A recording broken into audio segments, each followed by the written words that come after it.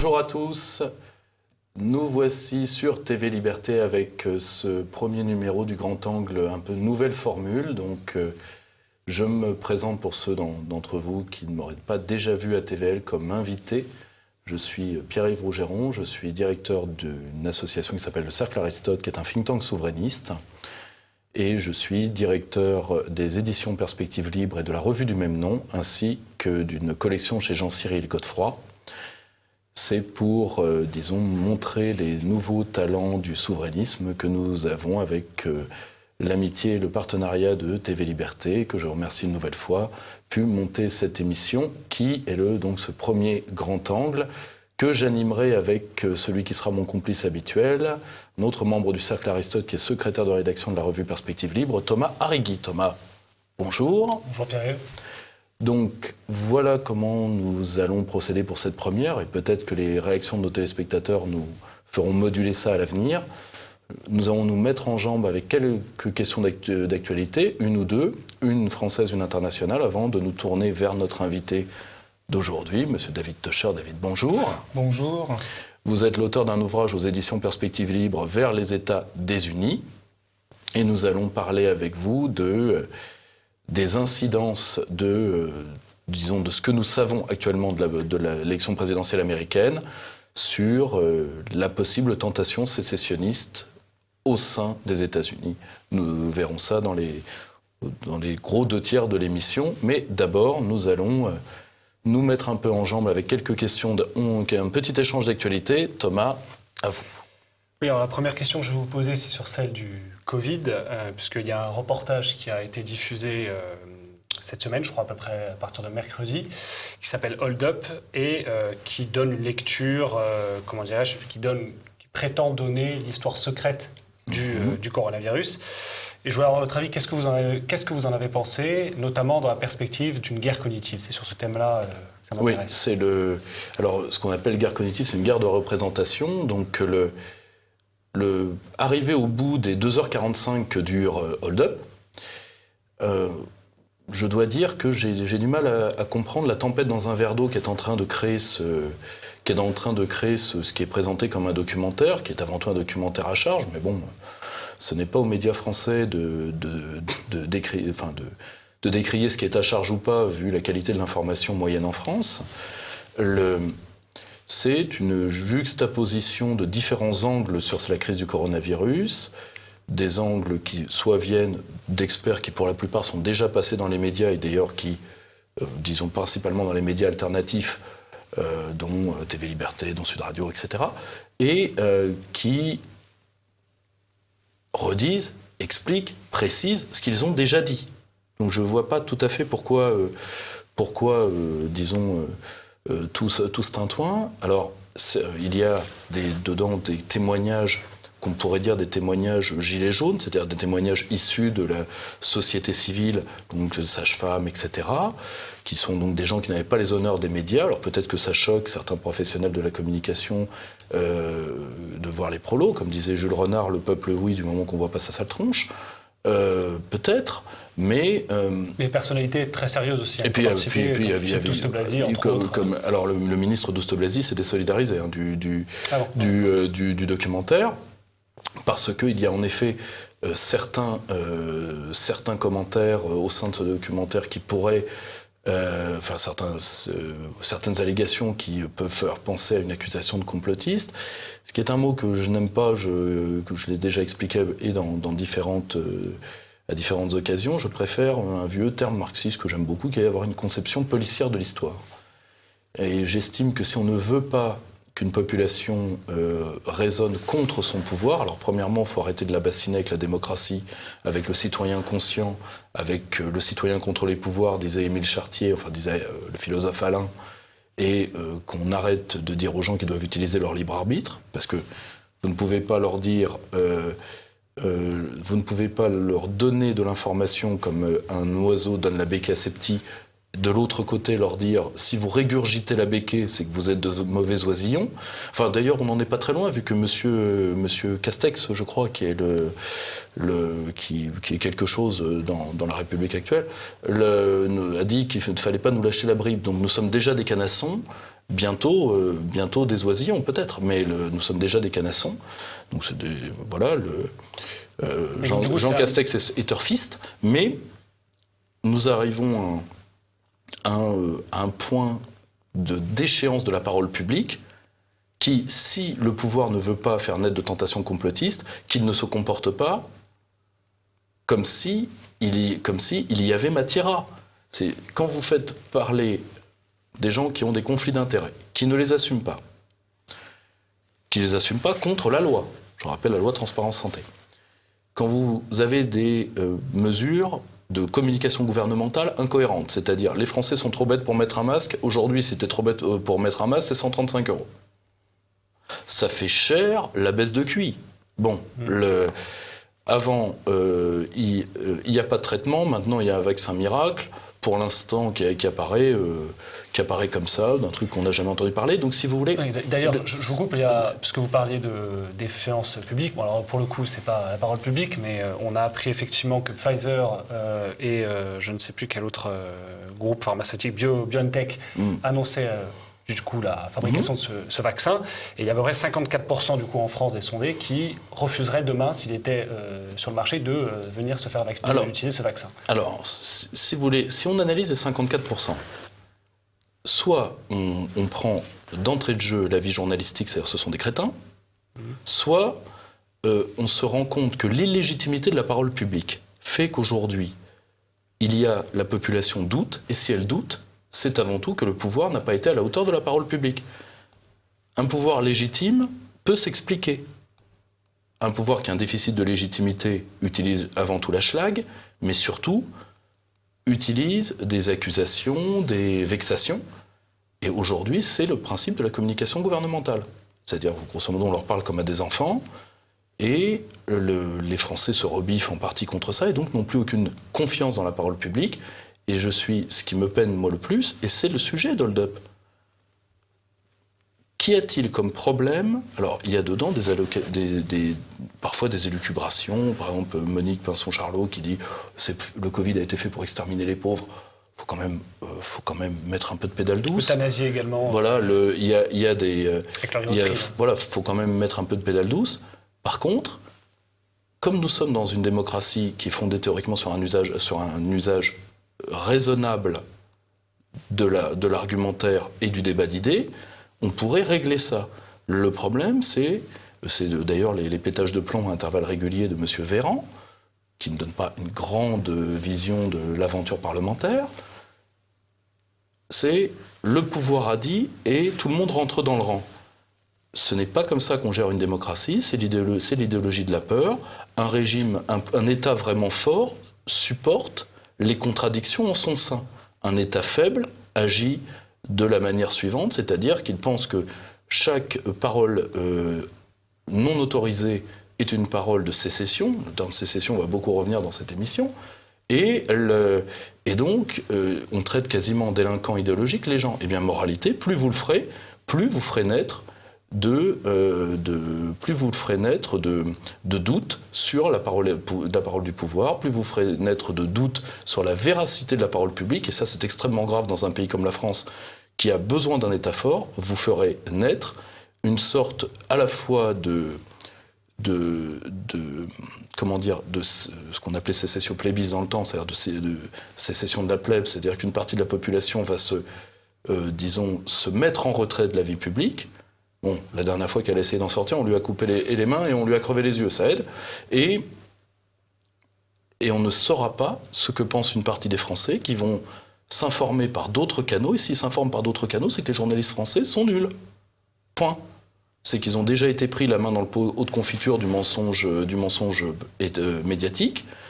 Et c'est que, prenez un exemple simple, nous avons parlé beaucoup des États-Unis dans le reste de cette émission.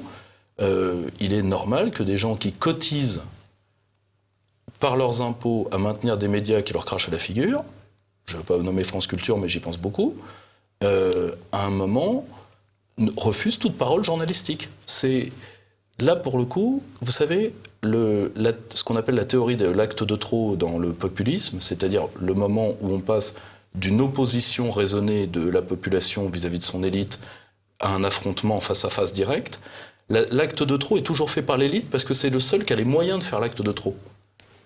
Et plus ça va, plus la crise du Covid avance, plus nous y arrivons. Donc, si vous voulez, la guerre des représentations entre le peuple français et son élite, qui a débuté pour moi au début des années 2000 et qui a été le premier acte est quand même le 29 mai 2005, va être largement amplifié par cette crise, et le point hold-up n'est rien de plus qu'une bataille rangée, quoi qu'on pense de ce documentaire par ailleurs, dans cette guerre de représentation.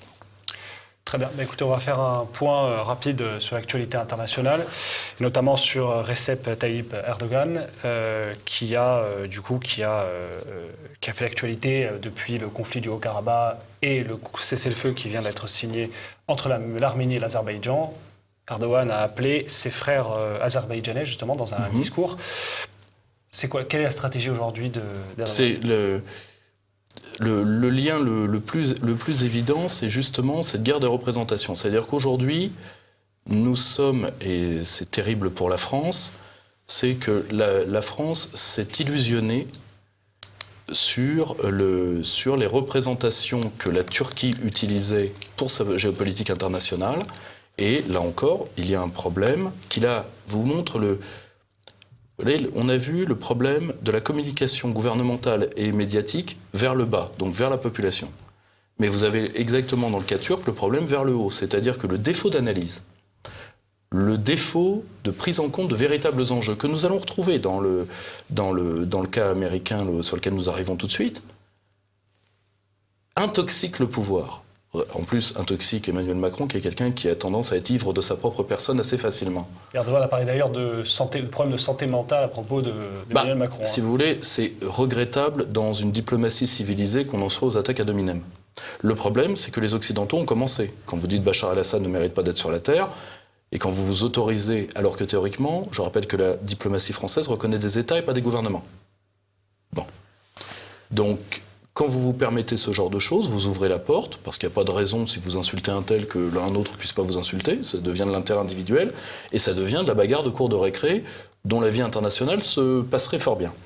Donc, le problème, c'est que, si vous voulez, les fumigènes médiatiques qui cachent des réalités de fond sur l'état sanitaire, sur la géopolitique, sur la situation interne de certains pays que nous osons dire connaître. Je pense à nos amis américains, sur lesquels nous allons arriver dans quelques minutes. Les fumigènes médiatiques abrutissent en bas et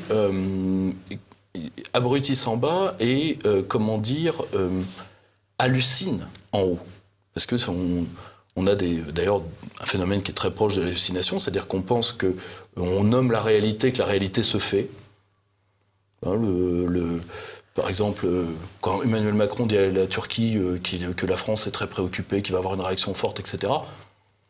Vous voyez, la souveraineté et l'action internationale, c'est de la matérialité.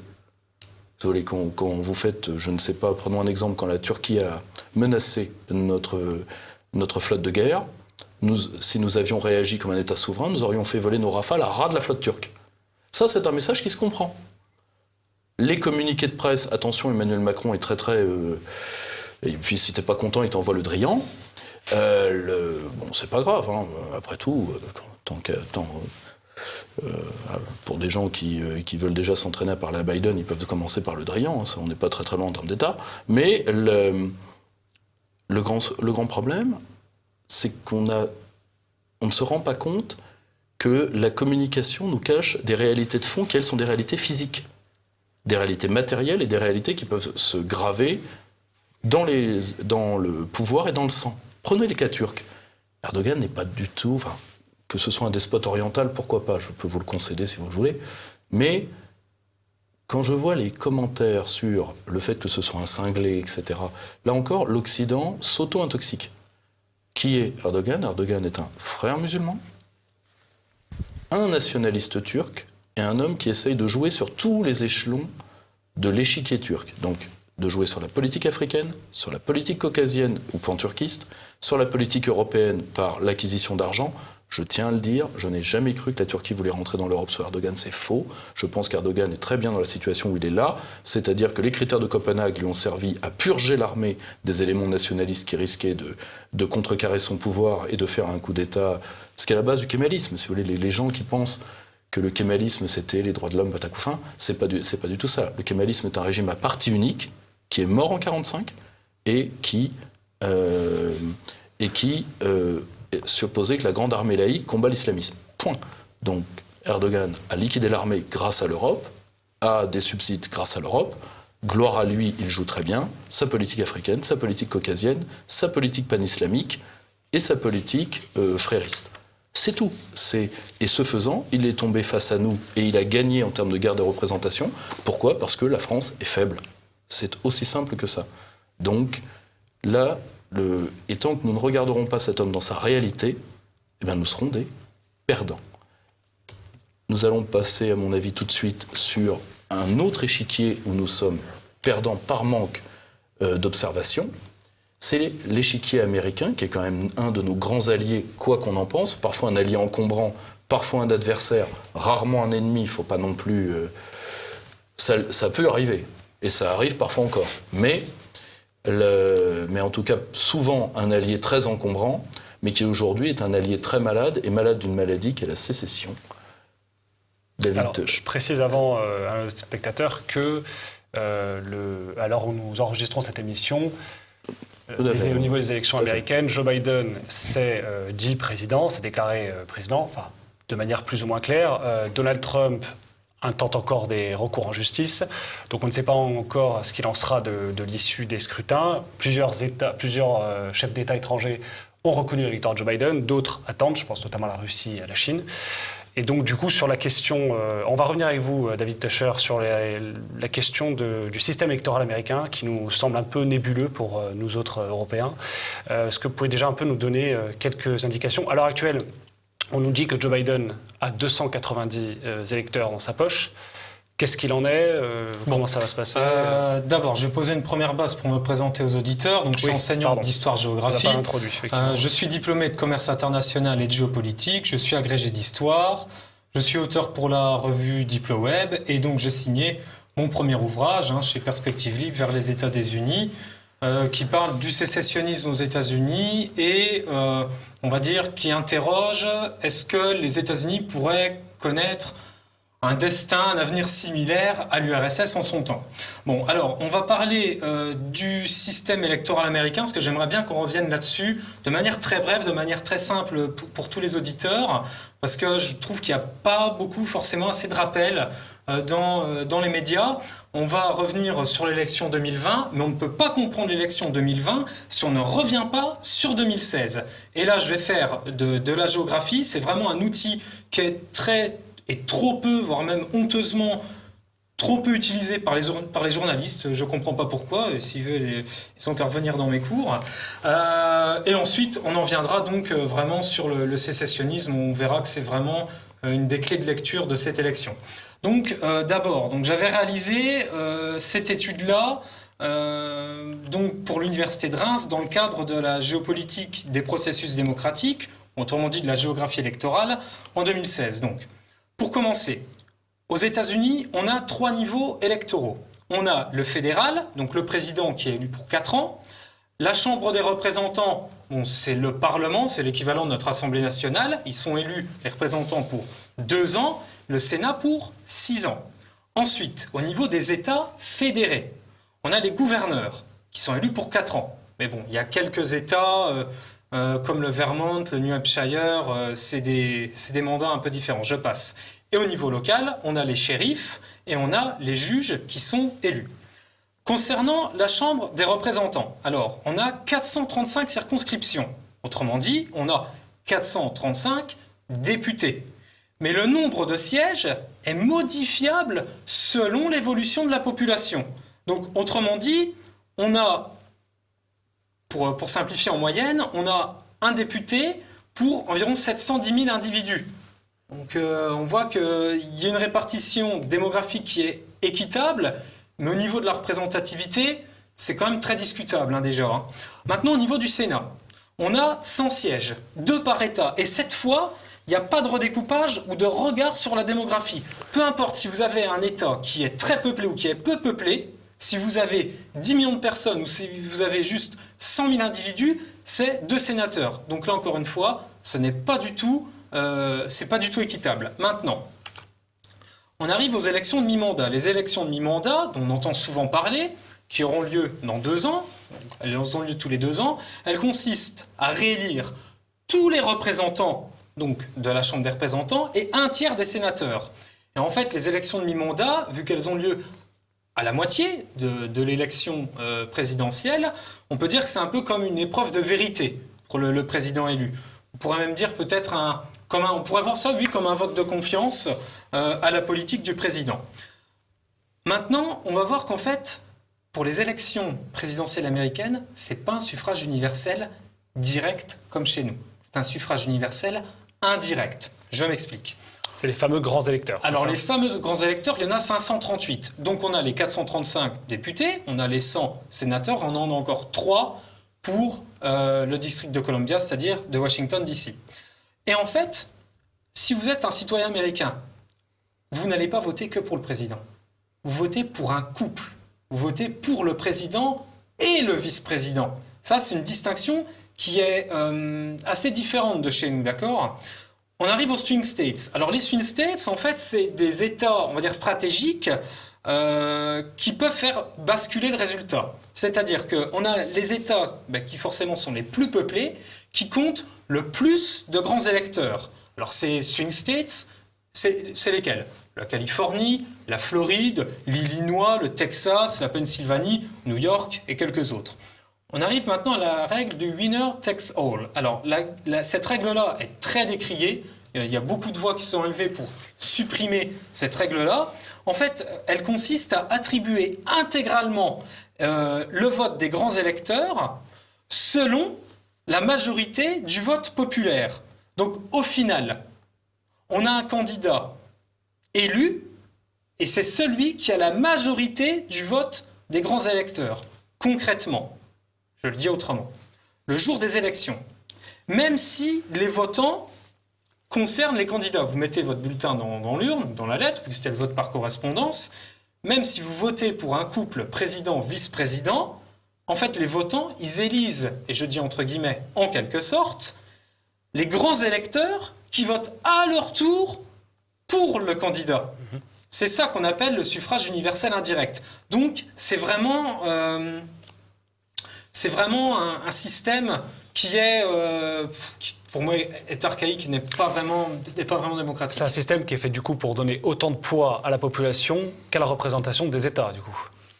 Alors non, comme on a vu, puisque la Chambre des représentants, vous avez 435 représentants, députés, et le nombre de représentants peut évoluer selon la démographie de l'État.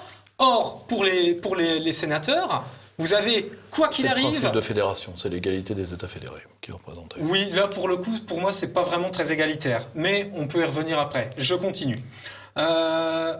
Maintenant, on va arriver aux élections 2020. Comme j'ai dit, on ne peut pas comprendre les élections 2020 sans comprendre les élections de 2016. Attendez, je vous coupe un instant. Là, à l'heure actuelle, comment ça se fait justement ? Parce que nous, on ne comprend pas trop pourquoi, en tant qu'Européens, par exemple, quand on vote pour les présidentielles en France, le soir même, on a les résultats. Comment ça se fait que là, actuellement, on n'ait pas encore les résultats définitifs des élections déjà parce que vous américaines. avez eu le vote par correspondance et vous avez eu près de 100 millions, je crois que c'est ça, 100 millions d'électeurs qui ont voté par anticipation. Donc autrement dit, vous avez des résultats qui sont arrivés par courrier, on va dire, par vague. Du coup, ça a pris du temps à trier. Il y a eu des irrégularités. Maintenant, on l'a vu, il y a eu assez... Les réseaux sociaux les suspicions de fraude de Donald Trump sont légitimes, parce que les médias répètent de plus en plus qu'il y avait toujours l'expression sans aucune preuve, Donald Trump se plaint de fraude sans aucune preuve. Est-ce que selon vous, il y a aussi une partie des médias mainstream qui accusent Trump parce qu'elles sont anti-Trump. Ça aurait été l'inverse, le message des médias aurait été différent. Mais on va y revenir après. Moi, je voudrais d'abord qu'on revienne sur 2016. c'est d'abord, je pense, plus important pour que les auditeurs suivent bien le fil. Oui, parce que je précise que pour votre ouvrage, vous avez travaillé depuis à peu près 5-6 ans maintenant sur depuis 2013. Les résultats donc, de 2016. Et là, vous êtes en train de travailler sur 2020, puisque les données de 2020 vous arrivent au compte-gouttes. En fait, 2020, moi, il faut que j'attende encore les résultats définitifs et consolidés pour avoir ensuite une lecture, une analyse cartographique. Bon, alors... Pour les élections de 2016, alors vous avez un outil qui est assez utile par tout le monde, s'appelle Google Trends. Et Google Trends vous permet c'est comme un répertoire des recherches du web sur les vues YouTube des candidats, mais aussi sur d'autres sujets sur lesquels je vais venir. On peut localiser les vues par rapport à chaque État. On peut voir les vues YouTube des vidéos des candidats par État et même par comté. Ça, qu'est-ce que ça nous indique alors Alors, justement, c'est ça qui est très intéressant. Si on voit, vous prenez une carte américaine, peu importe, on en mettra en post-production, je pense qu'il y aura les liens. La plupart des villes américaines sont situées sur la périphérie, sur le pourtour du pays. Ça, c'est super important. Les villes, donc, représentent des espaces connectés au web, avec une population qui est plus jeune. À l'inverse, on voyait qu'il y avait moins de vues dans le centre du pays, autrement dit les Grandes Plaines, qui est une grande région agricole, c'est le grenier à blé, on va dire, des États-Unis, parce que là, ça représente un espace qui est moins connecté, qui est plus rural, donc plus agricole, avec une population plus âgée. Donc si vous avez déjà dans les villes une population qui est plus jeune, on sait qu'elle va s'orienter déjà vers un vote plus progressiste, vers les nouvelles valeurs qu'on connaît tous. Et si vous avez un espace rural qui est moins connecté au web, forcément qui va être moins progressiste mais plus conservateur, on voit déjà un clivage générationnel qui peut s'installer. Donc déjà une géographie sociale électorale qu'on peut déjà aisément deviner. En 2016, on a vu que Trump a remporté les suffrages surtout dans le sud du pays et dans les Grandes Plaines, autrement dit à l'intérieur des terres, à l'intérieur du pays. Clinton, et même Biden, on y viendra, a surtout remporté les suffrages sur les côtes ouest et est, autrement dit dans les grandes villes. Pourquoi ?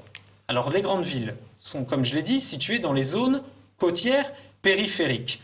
La plupart des villes, c'est normal, pourquoi elles sont là sur les côtes à l'économie mondiale. En fait, elles sont proches des zones d'échange maritimes, terrestres, continentales, donc elles sont ouvertes sur le monde, elles sont modernes, elles sont ouvertes à l'immigration, elles sont cosmopolites, donc c'est normal que vous allez avoir un progressisme qui est défendu comme valeur par le Parti démocrate, et donc que les villes vont s'orienter vers le vote démocrate. Par contre, vu que l'intérieur des terres est moins ouvert sur le monde, est plus agricole, est plus rural, il va être plus empreint de certaines valeurs conservatrices. Et justement, le Parti républicain, lui, défend des idées, des valeurs conservatrices. Donc forcément, vous allez avoir l'intérieur des terres qui va voter républicain. Donc déjà là, on a un modèle d'analyse spatiale de base qu'on a tous vu dans le secondaire quand on était au lycée, qui s'appelle le modèle centre et périphérie.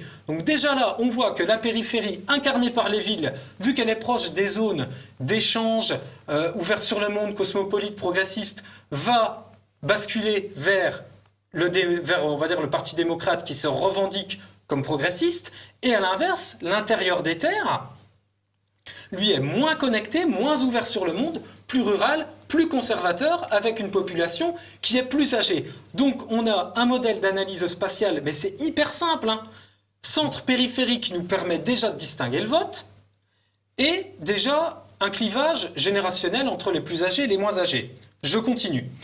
On a eu une énorme poussée républicaine dans la moitié est, dans la région des Grands Lacs, et ce qu'on appelle la Rust Belt. En fait, c'est la région industrielle des États-Unis, vers le quart nord-est, vers les Grands Lacs. Et suite à la crise de 2008, ils ont eu un sacré impact quand même. Et ils ont bien été déçus de la gestion économique par le camp, on va dire, par Obama. Donc il est normal qu'après, Ils ont dit, bon, on va essayer de se tourner vers les républicains pour voir ce qu'ils proposent. Après tout, Trump lui disait, il faut relancer le pays, on va mettre des droits de douane, on va reproduire sur notre sol, donc il est normal qu'on a eu un basculement. Bon.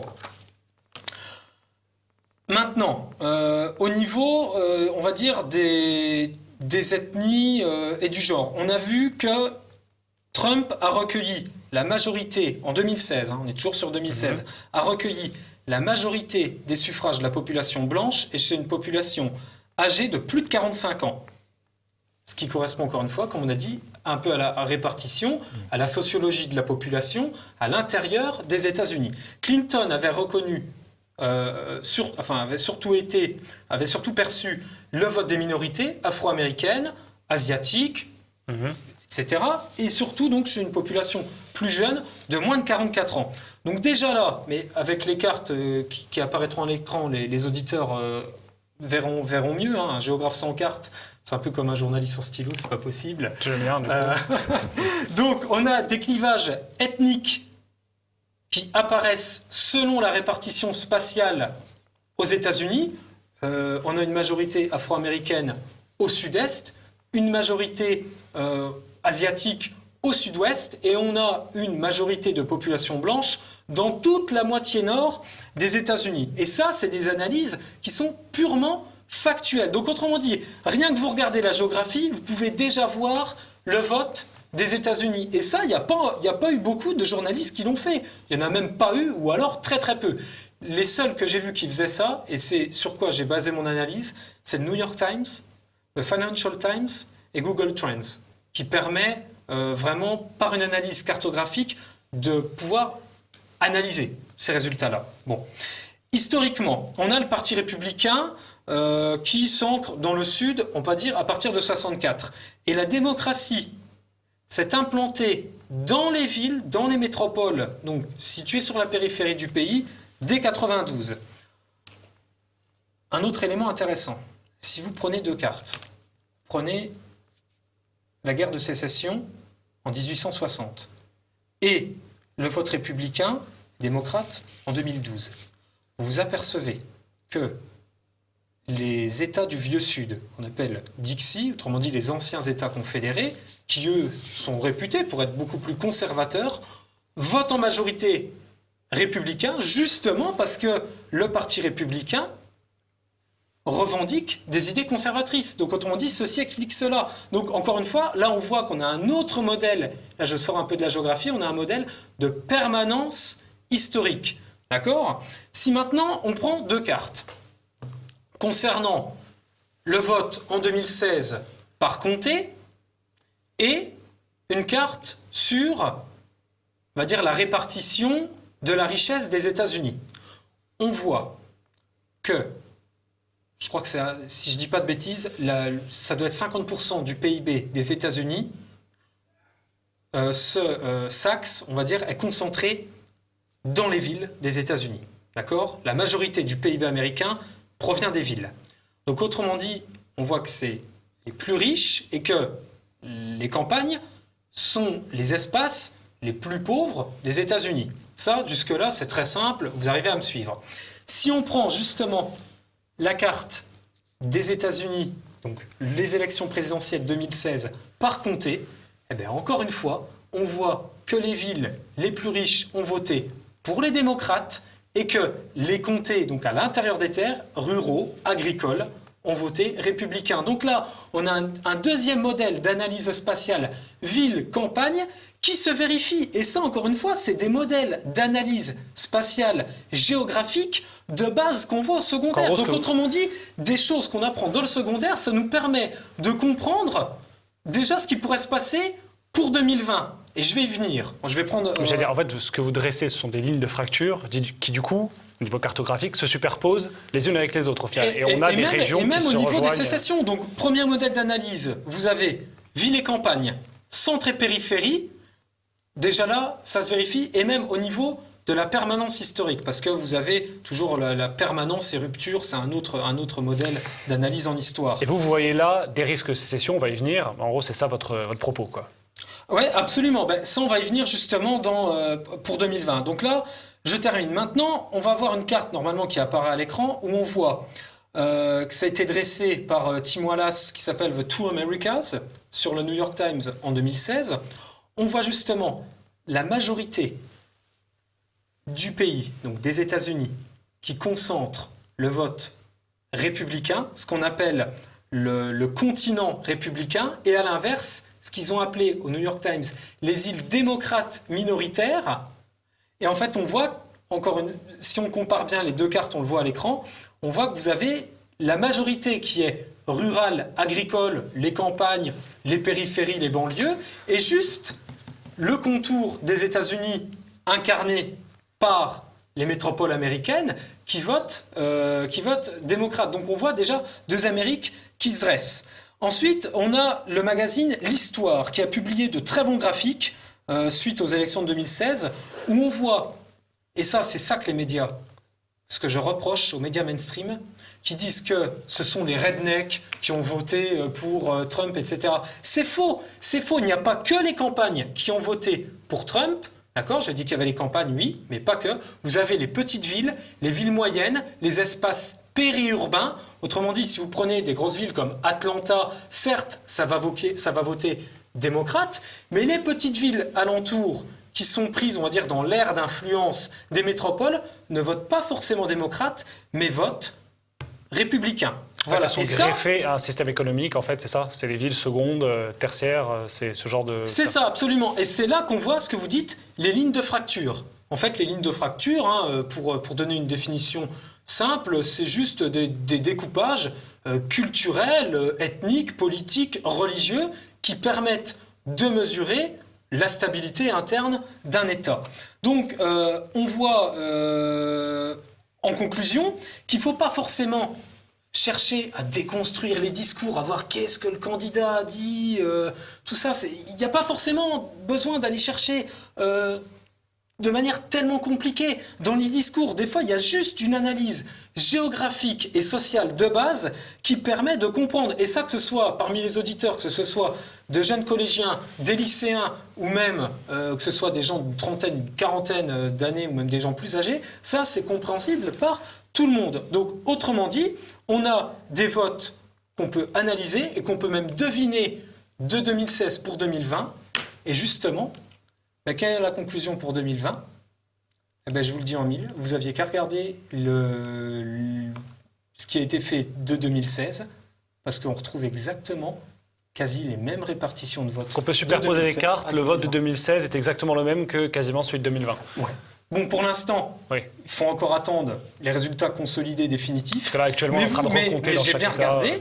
Vous avez les villes qui ont voté démocrate pour Biden, donc, puisque c'est des villes qui sont progressistes, voilà, ouvertes sur le monde, cosmopolites, tout ça. Ce que Biden défendait dans son programme, aussi dans la nature du Parti démocrate. Et à l'inverse, vous voyez encore Trump qui a le vote dans la région, donc dans le centre, dans la région des Grandes Plaines, à l'intérieur des terres. Donc autrement dit, je ne pourrais pas dire qu'on pourrait deviner le vote, on n'est pas Madame Irma non plus, mais on pouvait déjà voir ce qui allait se dessiner entre les villes et les campagnes, le centre et les périphéries, la population jeune et moins jeune. Il y a une méthode qui est très proche de Christophe Guilluy. C'est très l'Amérique périphérique. D'ailleurs, l'expression peut être utilisée d'un point de vue social. D'un côté, l'Amérique périphérique, c'est ça que vous voyez que c'est un pays qui a une logique un peu inversée, puisque le centre géographique, ça serait en fait la périphérie agricole. Et le vrai centre politique et économique se situe en fait sur la périphérie du territoire. Donc en fait, vous avez une analyse centre-périphérie qui est valide, mais ça en géographie, on ne peut jamais se tromper avec le modèle d'analyse centre et périphérie. Enfin, vu qu'on parlait un petit peu du coronavirus, j'avais regardé comme ça sur Google Trends, sur les 7 derniers jours avant la présidentielle, ce dont les citoyens américains, quel était le sujet qui s'était intéressé le plus concernant la présidentielle. Eh bien, ce n'était pas le virus, c'était justement le chômage qui était le sujet numéro 1 auquel les électeurs s'intéressaient. Mais aussi, il faut savoir que moi, j'avais déjà eu la question disant bah oui, les États-Unis, voilà, c'est un système biparti. Oui, c'est vrai, on a un parti républicain, un parti démocrate qui occupe la majorité de l'espace médiatique. Mais on a aussi d'autres partis minoritaires qui existent, comme le Parti démocrate, j'ai déjà dit, donc vous avez le Parti communiste, le Parti vert, vous avez plein de partis indépendantistes, par exemple le Parti indépendantiste texan, le Parti communiste, libertarien, le Parti vert, mais tous ceux-là, ils ne sont pas connus parce qu'ils ne sont pas médiatisés. Il faut savoir qu'en 2008, vous avez eu 16 candidats à la présidentielle américaine. Donc il ne faut pas réduire les États-Unis au seul clivage bipartisan. Alors imaginons, puisque vous parlez justement de ce bipartisme, essayons de faire un peu de prospective. Si Donald Trump n'est pas élu finalement et que Joe Biden l'emporte, évidemment j'amorce votre propos puisque c'est le thème de votre ouvrage, oui. Ce qui va se passer, c'est que toute une partie de l'électorat américain va se dire l'option Trump est tombée à l'eau, c'était en quelque sorte un peu notre seul espoir, entre guillemets. Est-ce que là, et c'est selon vous le cas, il y a un risque potentiel de sécession de certains États américains, d'alliances entre États américains, ce que vous appelez des méga-régions? Ça nous semble tellement, étrange, étant donné qu'on a l'impression que les États-Unis sont une superpuissance mondiale et que ces failles-là ne peuvent pas amener jusqu'à des sécessions de territoire. Alors, c'est un risque réel pour vous. Alors, il y a plusieurs éléments de réponse. Il n'y a jamais qu'une seule réponse. Je ne peux pas vous donner ça en une phrase. Alors, c'est vrai que la politique extérieure et la démonstration de puissance américaine dans le monde, par sa force de projection militaire, a tendance à occulter ces lignes de fracture interne. Mais moi, je suis dans l'analyse. Que ce soit Trump ou Biden, qu'est-ce qu'on va faire? On va faire comme les autres médias, juste de dire « Ah ben oui, c'est Trump, c'est Biden, il faut être pro-Trump, il faut être Biden ». Moi, c'est pas comme ça que je vois la chose.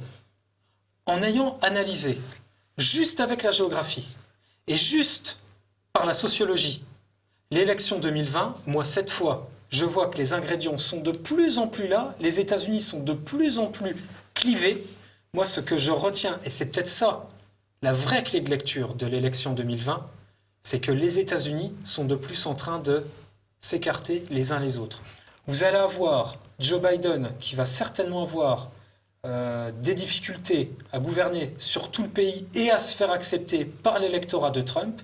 Il est fort possible que cette fois, les tensions, comme j'ai dit, ethniques, générationnelles, ville-campagne, et entre États, tout ça, entre ethnies, entre cultures, deviennent tellement exacerbées que cette fois, vous avez une partie de la population qui peut très bien se dire « Bon, ben maintenant, nous, on en a marre. On ne peut plus rien faire à l'échelle du pays, mais c'est pas grave, on va se concentrer d'abord sur nous, sur notre État fédéré. » D'accord ? Vous avez beaucoup d'éléments comme ça. Par exemple, vous avez un think tank qui s'appelle le Southern Poverty Law Center, qui est basé à Dallas, Houston, au Texas. En 2016, ils ont répertorié, et là on aura normalement une carte qui apparaîtra à l'écran, je l'ai sortie sur DiploWeb, vous avez 276 milices, donc armées, des groupes armés aux États-Unis, et près de 1000 groupes patriotes anti-gouvernementaux, répartis sur tout le territoire américain. Maintenant, je vais quand même sortir 2-3 anecdotes. Généralement, enfin, les auditeurs aiment bien, généralement, c'est ça qui est vite retenu. C'est vrai que vous disiez, voilà, les États-Unis, c'est un pays qui est très vaste, tout ça. Vous avez au 18e, au 19e, au 20e siècle, vous aviez cette idée, cette doctrine géopolitique qui disait qu'un grand État, c'était un État accompli, réussi, comme un empire colonial. Puis, vous avez un théoricien politique autrichien qui s'appelait Leopold Kohr, qui a sorti un bouquin en 1957 qui s'appelait The Breakdown of Nations. Et lui disait, non, pour moi, plus un État est petit, plus un État est facile à gérer. Il a lancé l'idée, et puis vous avez son élève et son disciple, qui est Ernest Friedrich Schumacher, qui a écrit un bouquin qui s'appelle Small is Beautiful. Le Small is Beautiful, C'est une autre doctrine géopolitique qui dit, voilà, plus un État est facile, plus c'est facile à gérer. Et justement, ça c'est des universitaires, d'accord ? Ils auraient très bien pu prendre leur postulat de départ sur des micro-États, comme Singapour, comme Monaco. Mais non, ils l'ont fait sur quoi ? Sur les États-Unis. Je ne sais pas si vous vous rendez compte de l'info que c'est. Ils sont à l'origine d'une nouvelle doctrine géopolitique pour essayer d'améliorer la gestion des États. Ils décident de l'appliquer sur les États-Unis. Donc c'est déjà que leur hypothèse de départ se basait sur les États-Unis. Et justement, à la fin de leurs travaux, ils étaient eux-mêmes très préoccupés, ils l'ont dit texto, qu'ils étaient préoccupés sur l'avenir des États-Unis, disant que ça ne pourrait pas tenir. Vous aviez même le fameux géopolitologue George Kennan qui avait décrit la politique du containment, de l'endiguement visant à contenir le communisme en Asie. Eh bien, même lui, à la fin de sa vie, disait qu'il ne voyait pas les États-Unis se maintenir comme un État unitaire. Vous avez comme ça plusieurs ouvrages. Il y en a un autre qui est très bien. C'était un journaliste canadien qui s'appelait Joël Garreau, qui avait sorti un bouquin en 81 qui s'appelle « The Nine Nations of North America ». Il n'a pas été réédité, il n'a pas été traduit en français. Il a parcouru 100 000 miles. Donc autrement dit, 160 000 kilomètres. 160 000 kilomètres. Sur l'ensemble du territoire américain. Sur l'ensemble de l'Amérique du Nord. D'accord. Il a fait des tas d'entretiens. Et justement, lui, il a vu qu'il n'y avait pas une culture canadienne, une culture américaine et une culture mexicaine. Lui, il a vu qu'il y en avait 9. Et il a dit que ces cultures-là, à force de brassage ethnique, les populations se regroupent, tout ça, lui, il a dit que ces cultures-là s'érigeaient en nations et qu'à force, ces nations-là auraient progressivement des revendications territoriales. On a vu le Black Lives Matter cet été qui a revendiqué vouloir avoir un ethno-state. Seulement et seulement d'individus afro-américains. Donc vous avez des lignes de fracture qui sont là. Je ne dis pas que les États-Unis vont se séparer, vont éclater demain à 8h du matin. Je dis que c'est un processus qui est là, qui est enclenché. D'accord ? C'est vrai qu'on est limité un peu par le temps, donc je renvoie les auditeurs à mon ouvrage et à mes travaux sur DiploWeb. Vous verrez bien, avec les cartes, on voit toujours mieux. Je dis que les ingrédients sont là, et à moyen ou à long terme, je vois que les États-Unis sont en train de plus en plus se déliter. Alors, vous pouvez avoir un événement déclencheur qui peut faire office de catalyseur, comme un effondrement économique ou autre chose. Je ne sais pas, je ne suis pas Madame Irma, mais vous avez une sécession qui peut arriver. Vous parliez de méga-régions. Eh bien justement, de tous les ouvrages que j'ai consultés, de toutes les lectures d'articles que j'ai faites depuis 2013, vous avez aucun ouvrage, aucun bouquin, aucun livre sur le sécessionnisme, sur la politique interne ou la géopolitique interne des États-Unis qui parle des méga-régions. Les méga-régions, qu'est-ce que c'est ? Autrement dit, c'est si un État voulait faire sécession, tout seul, il ne pourrait pas s'en sortir. Vous auriez d'autres États qui se ligueraient contre lui. Donc, autrement dit, vous seriez obligé d'avoir des blocs d'États.